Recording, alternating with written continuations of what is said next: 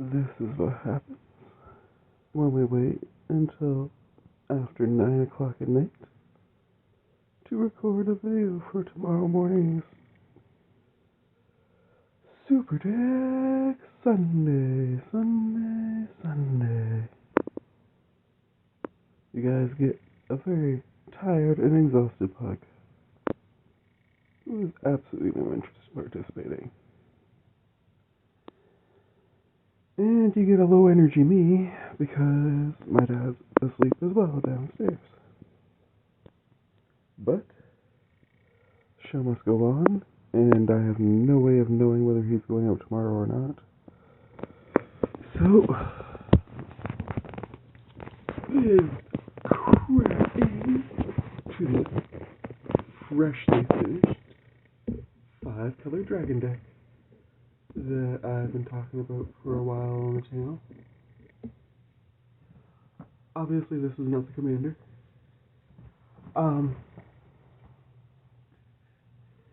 In my last video's description, if you read it, I noted that there is one drawback to the Sidekick Pro by GameGenic that I did not note in the first video about it. And that drawback is that this thing here has two problems with it. One, kind of comes apart super easily. Now it won't do it on camera for me. Yeah, there we go. Like, you can slide it on and off really easily. And I don't really like that because that means it like, is really easy for you to have it fall apart on you. I like it when it snaps together like that, you see. And the other thing is, I didn't realize until after the video was done, but there is absolutely no room for a sleeve. So if you decide to put your commander in here, you are not going to be able to sleeve it at all, which, I mean, maybe to most people that's not going to be an issue, but for me, that kind of sucks. The only deck that I kind of would want to put a commander into this thing for maybe would be Tovolar because it flips back and forth. But even then, I really like enjoying having my commander. Like, a lot of people will pick a different sleeve for their commander. I never bother doing that. I like my commander to be part of the deck because it is part of the deck. And when I accidentally shuffle it in, well, that's my own silliness, and I have to dig it back out. So instead I put a dragon token in. A holographic dragon token.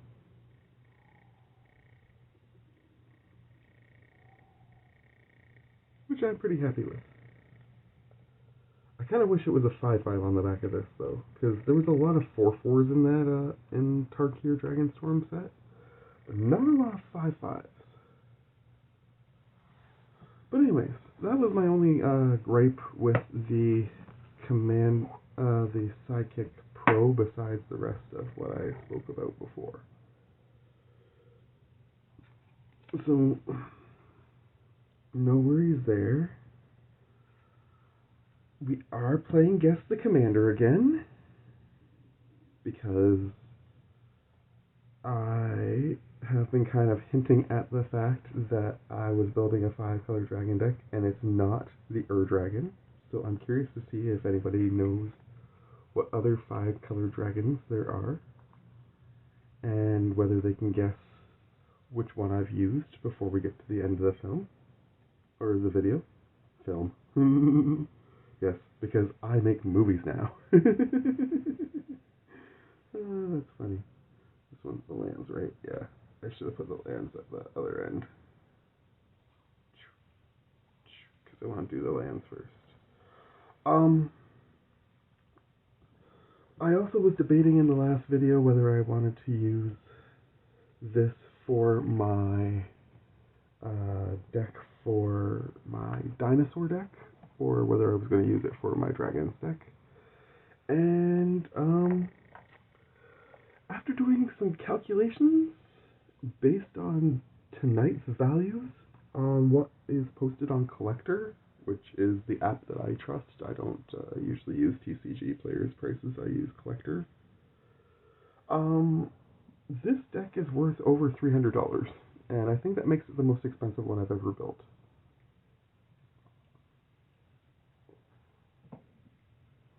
Let that hang in the air for a minute. And I did not put the Force of Negation in this deck. Some people, it was suggested in the comments, I don't know why I say some people. Snoop, the awesome guy that he is, suggested in the comment to put it in Bumbleflower, but I'm not going to put it in Bumbleflower. If I decide to play with my Force of Negation, which is a really powerful card, and I'm not usually keen on using high power cards, but if I'm going to do it, it's going to go in the blue deck with Thassa's Oracle, and I think there's one other game changer in there already, so at least at that rate, it's going to make that deck just like a tier 3 or possibly even a tier 4, and if it becomes a tier 4, I'll probably never actually play with it very often, but it is what it is. Anyways, you're not here for all that discussion, you're here for a discussion about this deck and how awesome it is. So, let's go through the cards. First off, we have a Shiny Command Tower from the Foundation set. We have a Path of Ancestry from Dragons of Tarkir. I bought a bunch of extra ones off of Dark Fox, so I still have like 3 or 4 more copies, I think, for extra tribal decks that I want to build. We have a Maelstrom of the Spirit Dragon.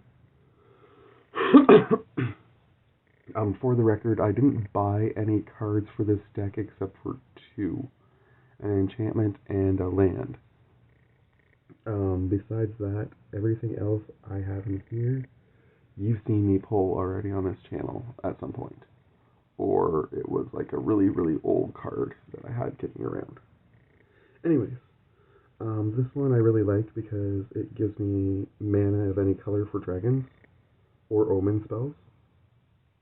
And I can also sacrifice it to search my library for a dragon and put in my hand. Which, there are a few dragons that are really key to making this deck super successful, so it is nice to get those ones on the field if possible. Next I have 3 tap lights that tap for 1 of 3 colors.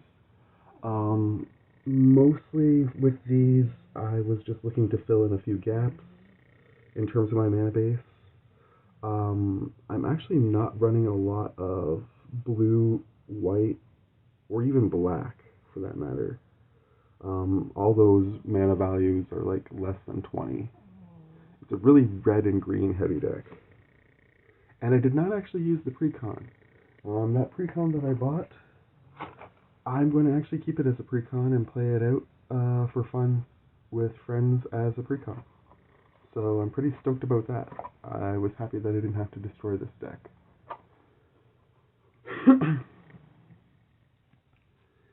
And next we get into the fetch lands. I am running 7 fetch lands in this deck. 5 of them from the precon that I showed you guys the other day that we got in the mail. And I have 2 actual like fancy precon or fancy tap lands. I have the one that I pulled from Tarkir, and this is actually one that I had in my collection. I didn't even realize it for the longest time. So pretty stoked when I figured that out. Both will let me fetch a forest. One fetches a mountain, one fetches an island, just in case I need those. Next we're going to get into the lands that I can fetch. I put in both of the trinomes that I pulled the other day, as well as, I believe there are 7 or 8 of these in here.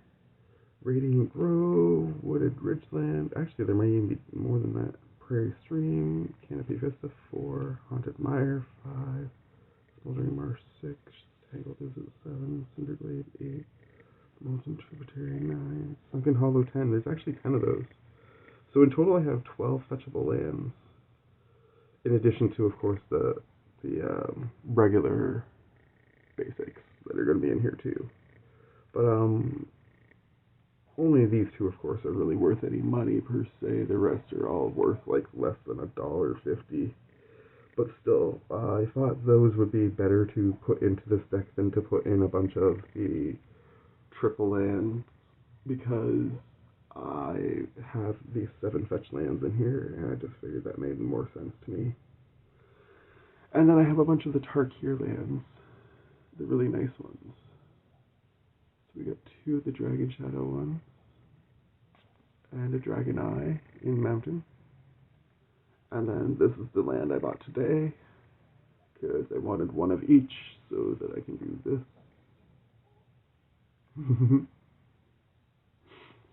And then I've got 2 Dragon Shadows for Forest, 2 Dragon Shadows for Islands, 1 hollow, 1 not. Plains, 1 hollow, 1 not. The Forest was also 1 hollow, 1 not. And I have 2 hollow swamps. So in total, just the lands alone are worth about $100, which is pretty cool. And also pretty scary, because I've never had that much value in lands in my hand before. This is also one of the most heavy land decks I've ever actually built.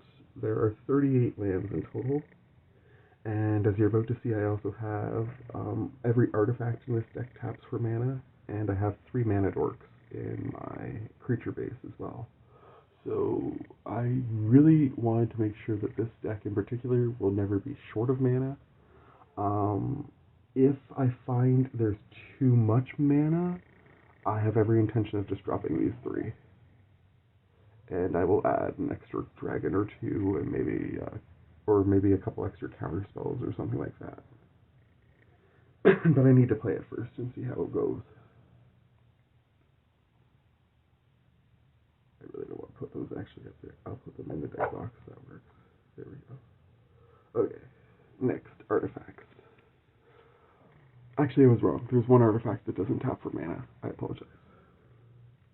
We have an Arcane Signet and a Dragonstorm Globe, because both those just tap for any mana of any color automatically.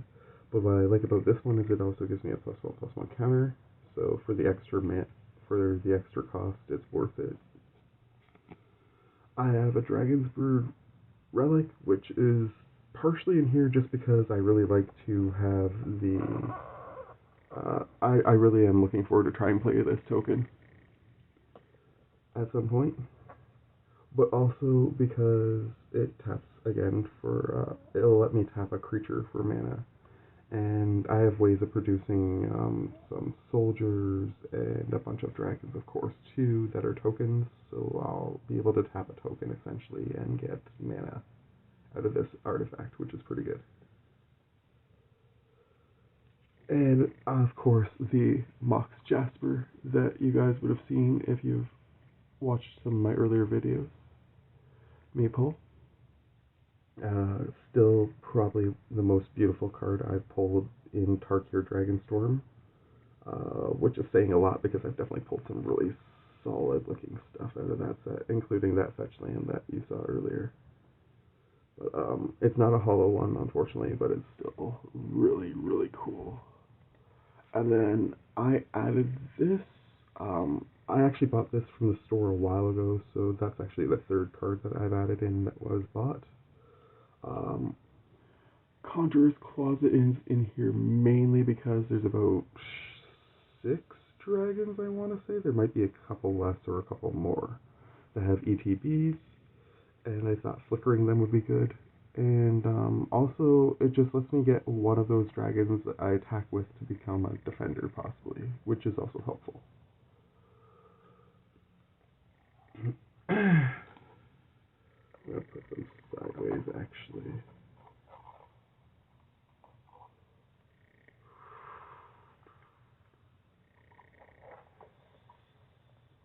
There we go. And then we'll just tilt that a little bit so that it's...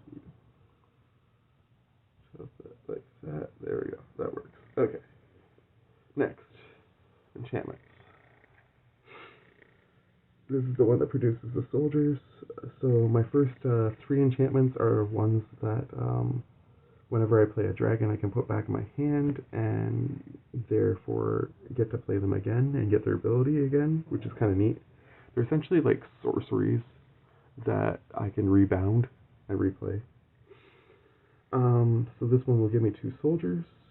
This one will let me exile cards from the top of my library until I get a non-land card, and I can cast it without paying its mana cost as long as it costs less than 8, which most of this deck actually does.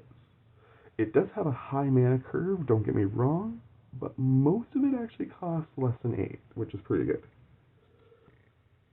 And Corroding Dragonstorm, I can make everybody lose 2 life, I gain 2 life, and I get to Surveil 2, which I'm not super keen on throwing things into the graveyard with this deck necessarily, but I do have a couple ways to get things back if I do that. The main goal is to just be able to get through to what I need if I'm like land screwed or something, for example. Next up, we have a personal favorite of mine. For when I used to play Magic back in my university days. Dragon Shadow is really cool because it doesn't give me like a lot of power, but what it does give me is fear. And on top of that, if I play a creature with converted mana cost 6 or more, this thing comes back from my graveyard and gets attached to that creature. So I can keep giving my dragons fear, which is nice. I felt it was really flavorful, and I enjoy that. I want to get a Rising of the Day if there is one that has a dragon theme, but I don't know if there is one right now, so I went with the Lord of the Rings one. I also have a Rhythm of the Wild for giving my creatures haste as well, just in case. But if I happen to have the Rising of the Day out, of course, then I can just give all my creatures +1/+1 counters. Grook's Uprising, because, you know, we've got a whole bunch of dragons. They're, of course, going to be really powerful, so we might as well get draw value out of them and give all my creatures trample. This is an insane enchantment. I'm concerned about it wiping out some of my stuff that's really important on my board, so I'm going to have to be careful when I play this. But once I get it into play, I get to generate a free dragon every turn, possibly more than one, depending on if I'm fetching, so that's pretty good. And I went out and bought a Dracogenesis. That is the enchantment that I bought, not today, yesterday, or the day before. Paradox did have the more expensive one, but to be honest, I like this version's artwork better. I don't know why, I like these dragon border ones a lot, to be perfectly honest. And I thought it was kind of cute the way it comes out of the clouds, like that. Anyways, so that is it for enchantments. Cheating out my dragons is definitely a positive in this deck, and there are, of course, a couple ways to do that, but we have a couple more too to come. Next, we've got our sorceries. We've got a couple sorceries here to get us one of our tap lands. Just basically another couple ways to fetch. Put them onto the battlefield, which is nice. Zombify lets me get a creature back from my graveyard to the battlefield. And Lie in Wait lets me put it back in my hand, but also to deal damage to target creature based on my creature's power, which is pretty good. Wait the Dragon, I need to get a copy of the token for this yet. That's the only token I'm missing for this deck, but when I get one, it's going to be freaking cool. 6/6 black and red dragon with flying menace, and when it deals damage to a player, I get to take one of their artifacts. And the best part is I can flash this back, so I get to actually get a second token potentially. which is pretty good. Draconic Intervention is insane. I exile one of my instants or sorceries from my graveyard, and then this thing will deal X damage to all my non-dragon, or to all the non-dragon creatures. Again, this is where I'm a little nervous, just like I was about the enchantment. I'm going to have to be careful when I play it to make sure I don't wipe out my own board. But at the same time, it's a great way to get rid of most people's boards. And anything that dies will get exiled, which is even better. And finally, Nature's Rhythm. Yeah, I mean, I pulled it and the artwork's insane, and I figured there's definitely a few dragons in here and a couple other non-dragon cards that I would definitely like to be able to get out of this deck. The fact that it has Harmonize means I can actually play this twice again, which is great. I'm assuming if this hasn't hit the not ban, but Game Changers list yet, it's definitely going to. I'm hoping that this and Conjurer's Closet are the only two Game Changers I have in this deck. I did not check the list, to be honest, before I started filming, but my goal was to try and make this a bracket 3 deck at best. Ideally, bracket 2 was the original goal, but some of the things I put in here definitely are too powerful at this point probably, so bracket 3 is what I'm aiming for. Again, no Ur Dragon, no Miirym, so I'm not doing any of that kind of BS.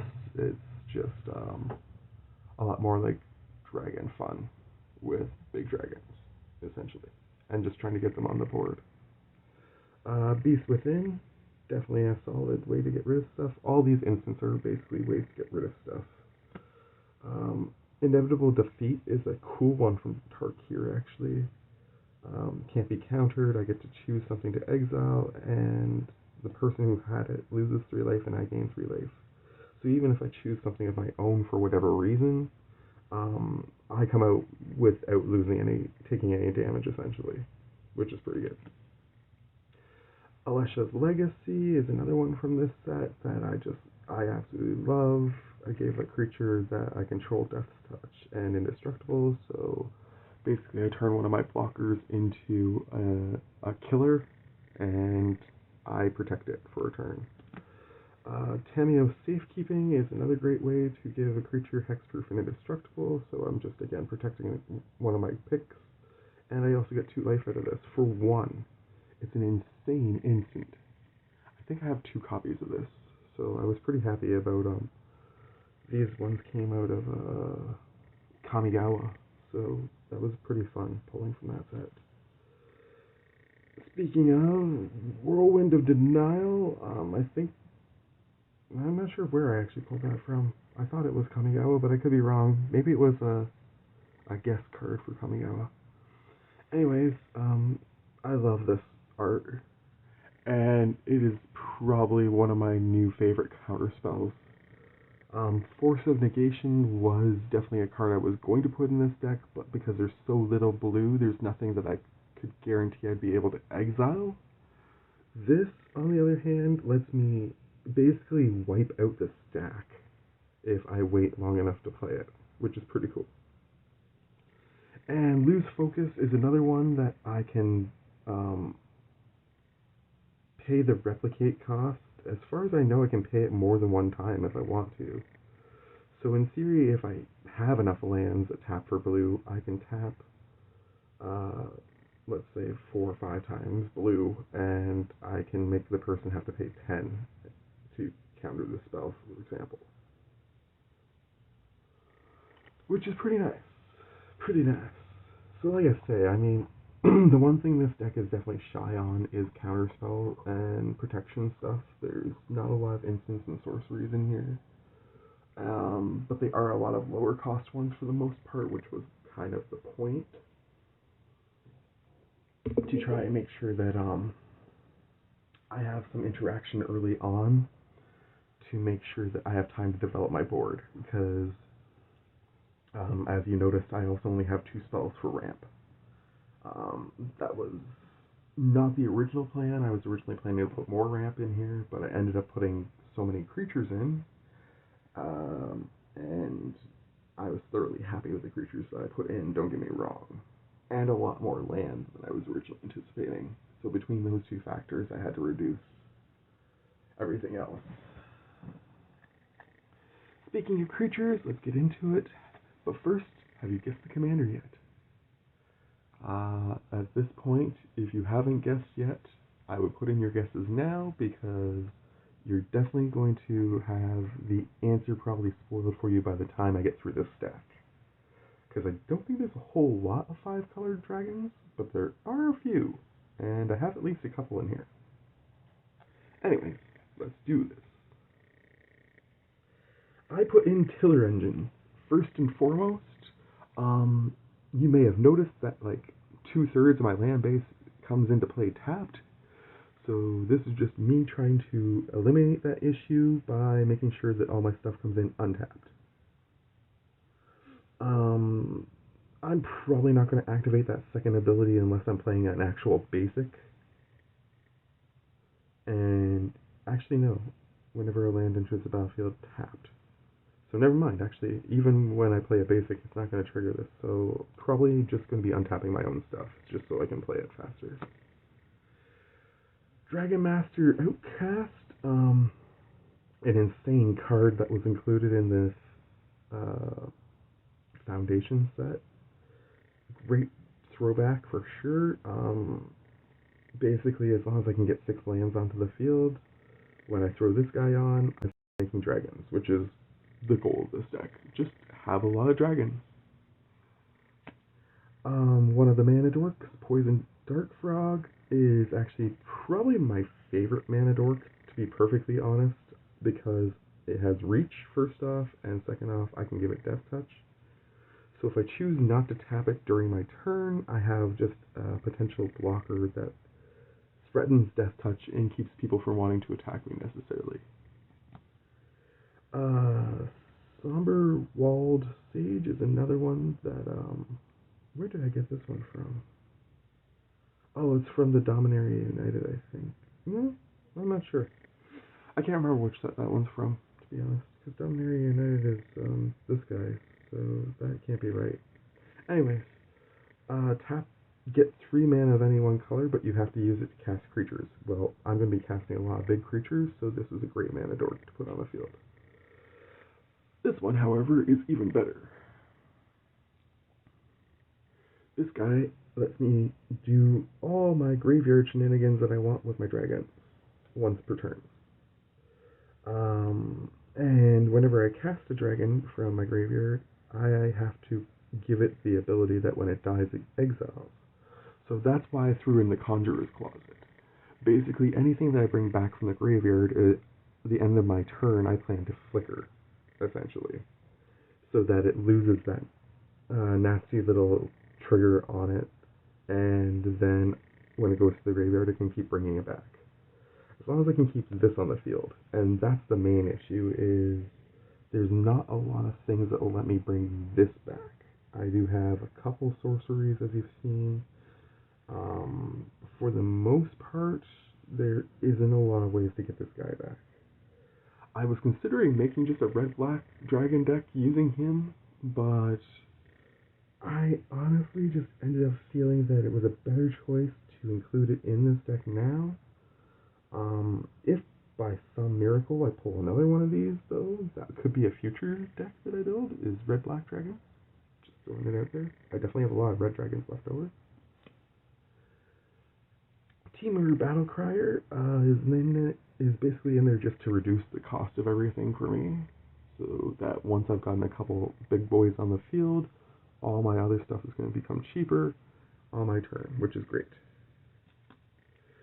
Vizier of the Menagerie is an insanely cool snake cleric. Again, another include from Modern Horizons, where I'm just like, or not, from Foundation, sorry, which just floors me.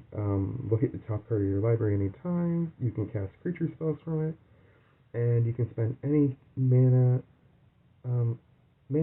type to cast creature spells. So essentially, all my creatures are just going to cost colorless at that point if I can get him on the field. I essentially included this first off because of that insane ability, and second off because I want to include as many different kinds of threats to the board in terms of what I get to do, so that people will leave this alone. Because this is definitely the key aspect of my deck. I wish I had a Lightning Greaves or Swiftfoot Boots or something like that to protect it, but I really don't have any more copies of those cards right now. And I didn't think to buy any, to be perfectly honest, because I felt I spent a lot of money on this deck already. But yeah, so anything that takes the heat off of this guy is definitely a positive. I'm not so concerned about losing this, but as long as it's on the field, it definitely gives me a solid benefit. Same with Tarkir Dragonstorm. It just basically keeps you from countering any of my creature spells, which is nice, and gives all my creatures trample, so it basically does two of my enchantments from before, the Riot one and the Garruk's Uprising. Both basically are taken care of by one creature, which is pretty cool. Atla is another threat to the board for sure. The more eggs I can make, the more blockers I have. The more blockers I have, the more likely it is I'm going to be able to flip out dragons for free. So, again, just something that I am trying to throw onto the board to distract people from him. Sarkhan Dragon Ascendant, to be perfectly honest, is a really cool card in the first place, but it's not necessarily one that I would have included if I didn't have this fancy art. I definitely wanted to make this a fancy deck. I like the fact that he becomes a dragon every time a dragon comes into play. Don't get me wrong, and that he gets flying too, but and a +1/+1 counter. But ultimately, you basically had to fill this deck full of dragons, which is what I did, in order for him to be any kind of useful. However, once he gets to a certain bigness, certain size, again, he becomes a threat that takes the heat off of this, hopefully. And now we move on to the dragons that are also sorceries and instants, which I love. The fact that they came up with these, I have 6 of them in this deck. Whirlwind Stormbird, so I can get some +1/+1 counters, or I can cast my spells as if they hit flash. Death Gorger gives me a +1/+1 counter and a card every time I play it, or I get a creature with Death Touch and Flying, and I get to exile 2 target cards from my graveyard. Not of my choice, but they have to be the same graveyard. This guy's great. Again, sorcery speed, I can destroy a creature with power 3 or less, or when it comes in, I can destroy 1 artifact or enchantment. And again, with Conjurer's Closet, I can keep flickering this to destroy a whole bunch of stuff if I want to, or exile stuff from a graveyard. This one, I love the artwork on first off, and second off, lets me search my library for some of my basics. I don't have a ton of basics in this deck. In total, out of 38 lands, there's only 12 basics, but it's very useful when you're screwed for mana, and the fact that it gets shuffled back into your deck is nice. Also, whenever he comes into play, I get 3 life, so Conjurer's Closet, I can keep refilling my life bar on my turn a little bit. This one lets me tap a creature and draw a card, so just lets me deal with a pest at instant speed, and then shuffle back into my deck and also get a free card on my opponent's turn. This one on probably my opponent's turn, or possibly my own, depending on what's happening. I can give a creature +2/+2, lifelink, and hexproof at instant speed, and then shuffle it back into my deck.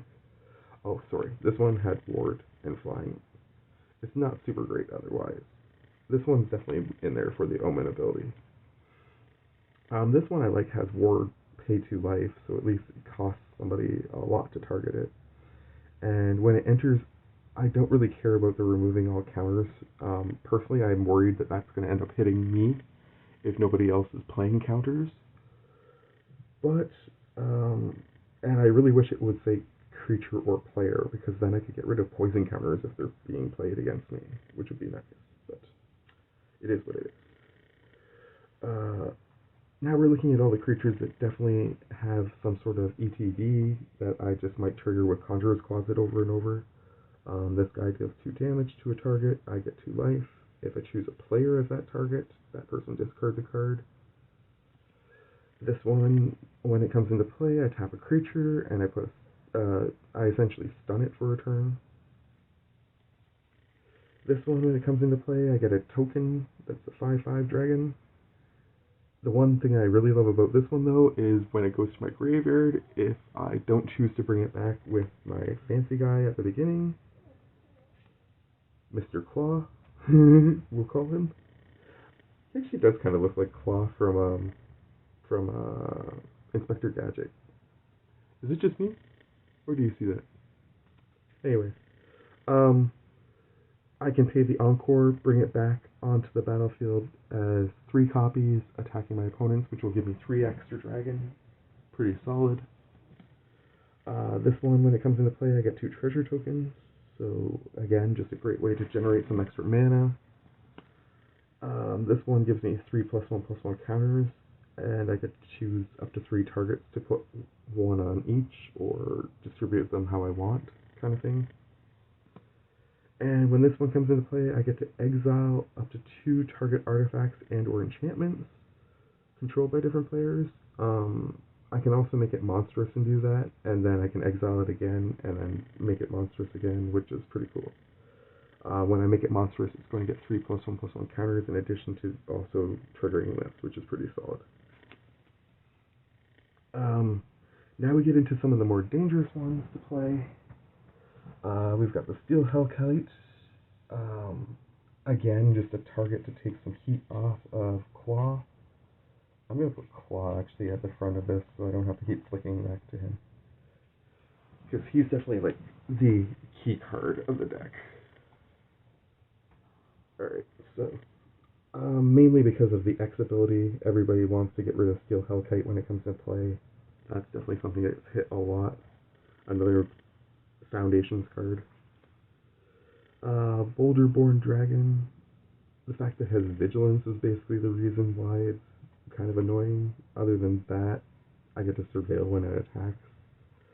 These are all attack triggers at this point that I'm doing. Sorry. Next, I've got Goldloss Triad. That one's definitely a huge hit for me because when it attacks, it gets the myriad triggers, so then it makes 2 extra copies of itself, assuming there's 2 opponents left. And then if any of them deal combat damage, I get treasure tokens, so pretty good. Atarka is the other card that is kind of like the heart and soul of this deck, because as long as Atarka is on the field, all my dragons get double strike when they attack. And Atarka doesn't actually have to attack to trigger that, which is insane. So basically my goal of having this one out is to keep this one out. And this is the one I want to search for with the 2 or 3 different cards that I have for searching wise. Unless I don't have this one yet first.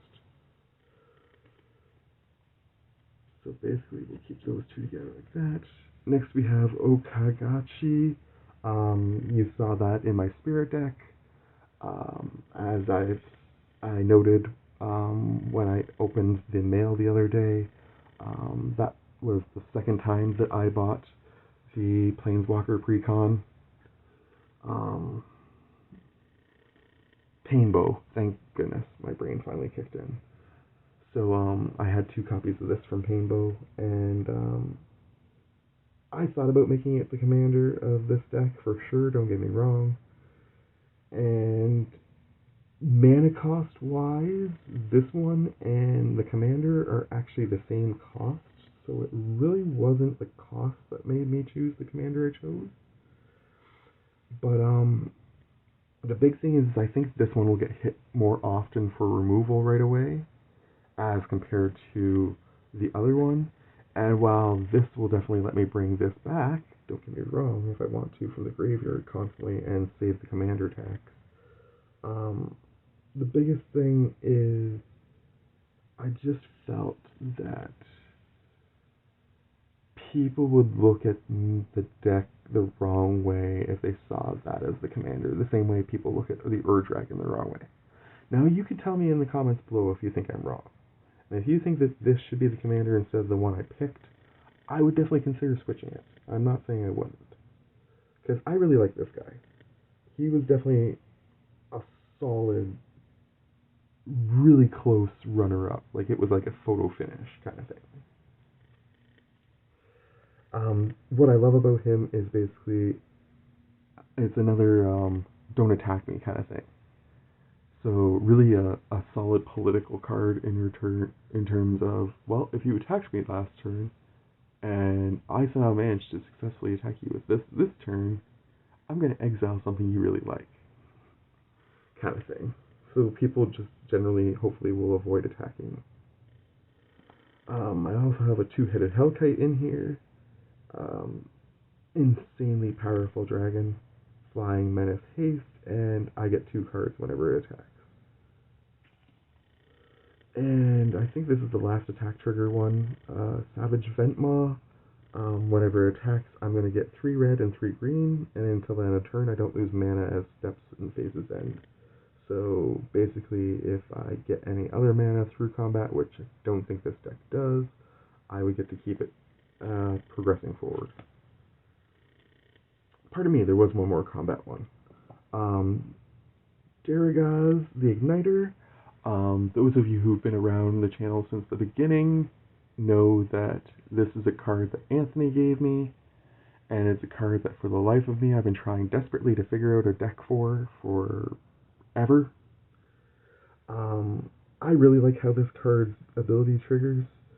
This is one of the only ones that I'm kind of concerned about playing, though, based on another card that I have in here, because I'm not sure whether it's a triggered ability or an activated ability on this one. I think it's triggered because it says whenever, so I'm hoping that I'm right on that, but let me know in the comments if I'm wrong.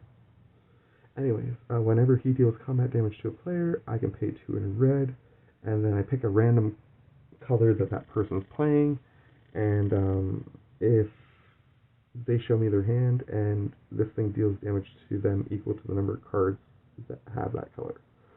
So this thing is insanely good against anybody who's playing a monocolor, or a solid chance of really hitting them hard even if it's a 2-color deck.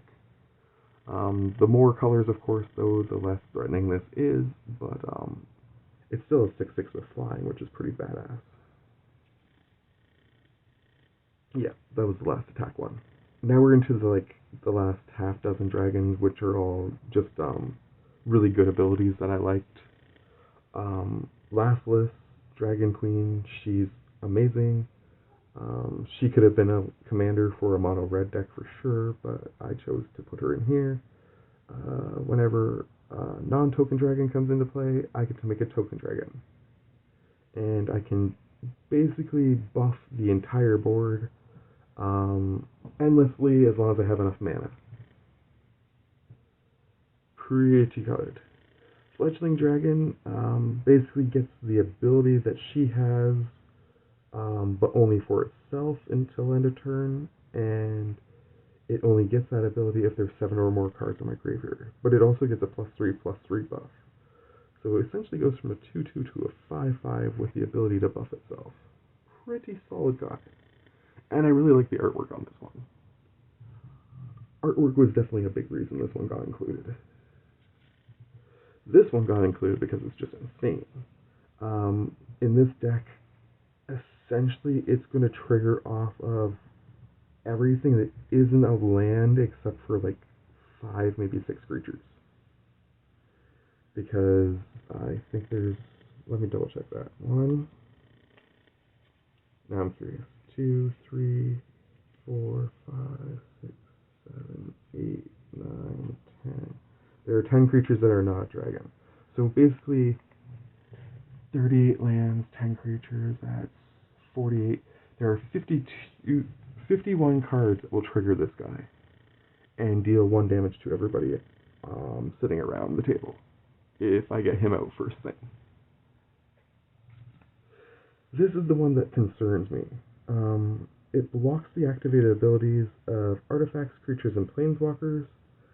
I believe activated abilities require paying a cost, which is why I'm not really sure how Durgiz works. Because you get the trigger, but then you have to pay the cost. And because the paying the cost is a may, not a must, I'm not sure if that makes this into an activated ability after the trigger. I'm still debating which side of this card I want to play. I like the artwork on both sides, and I might flip it depending on which game I'm playing and how I feel that day.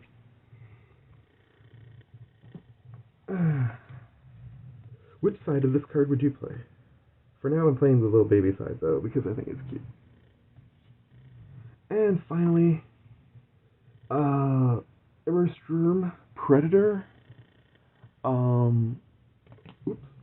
I thought about putting this in my vampire deck that I just finished revamping too, but ultimately I thought that it would be more fun in this deck just because I can exile cards from other people's graveyards, put +1/+1 counters on this thing, and then I can also sacrifice a creature to keep it from being destroyed. So once I get it buffed up super huge, it becomes really difficult to get rid of.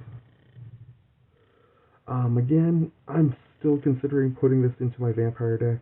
I'm not sure what I would take out is the issue, because the vampire deck is pretty tight.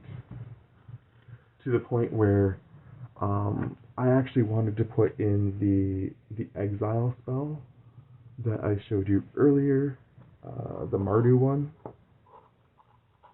Just gonna go back and grab it, because it'll bug me if I don't remember his name.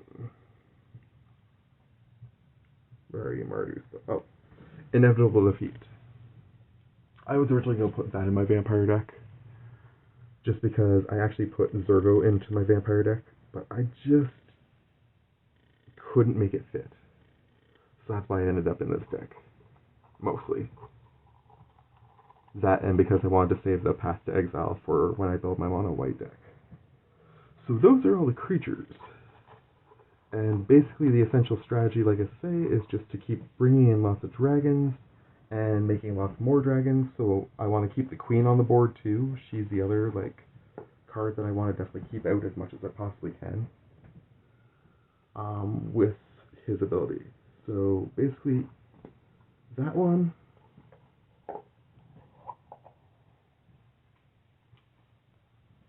And Queenie. Those are the 3 cards that I need to keep in play as much as I possibly can if I want to guarantee I'm going to win. And unfortunately, the commander will do absolutely nothing to help that. Which is again why I am very open to switching the commander with the other dragons that I showed you earlier. My beautiful Okadachi. But for now, the current commander of this deck is, drumroll,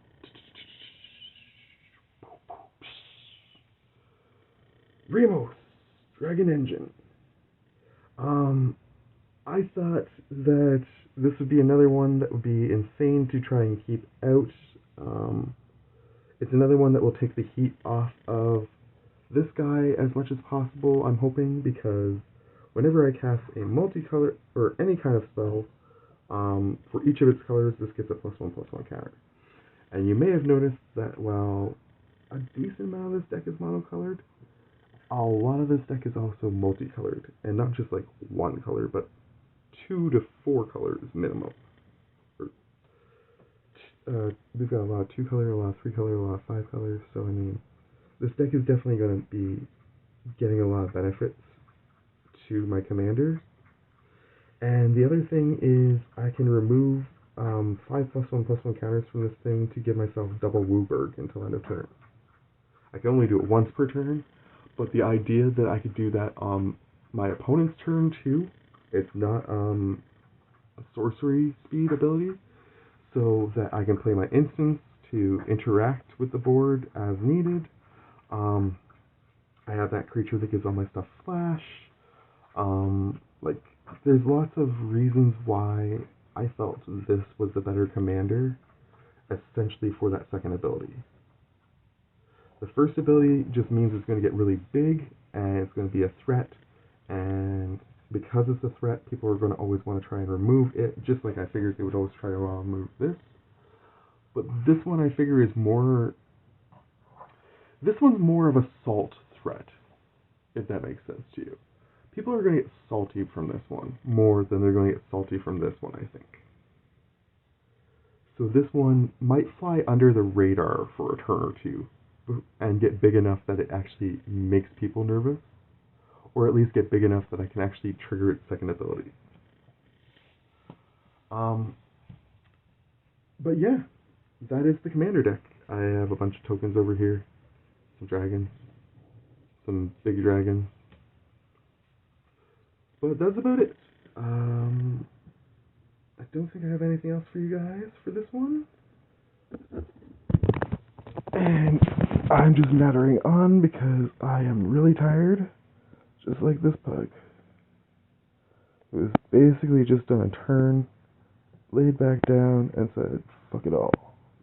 And I think that's a great way to end this video. Much love to you all from me. You take care. Have a great rest of your Sunday, and we'll see you next week. Bye.